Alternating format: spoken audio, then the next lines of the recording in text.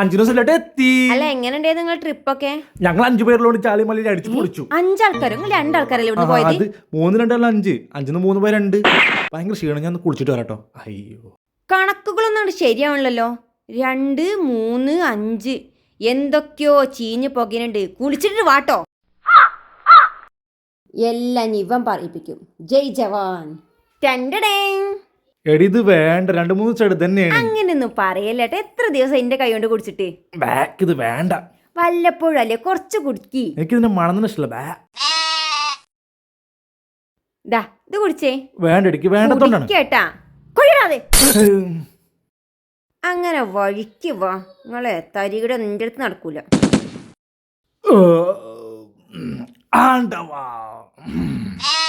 അല്ല എങ്ങനെയുണ്ട് നേട്ടന്റെ ട്രെയിൻ യാത്രയൊക്കെ?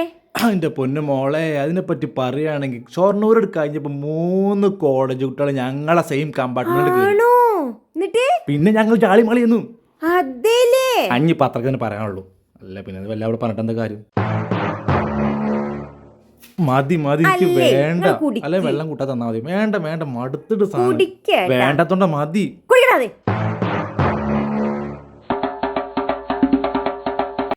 എന്നിട്ട് ബാക്കിയാണ്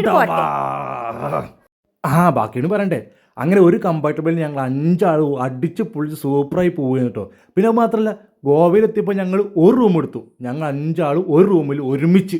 അതൊന്നും ഇവിടെ പറഞ്ഞിട്ട് കാര്യമില്ല. ഇനി ഒന്നും പറയാനില്ല. എനിക്കറിയട്ടാ. ഇനിയിപ്പോ അതൊന്നും പറഞ്ഞിട്ട് കാര്യമില്ല.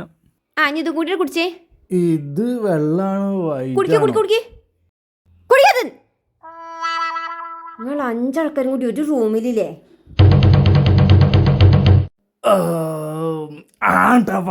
ഇന്ന കേട്ട പൊളി.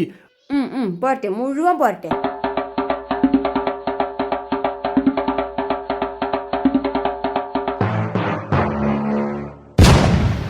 खत्म.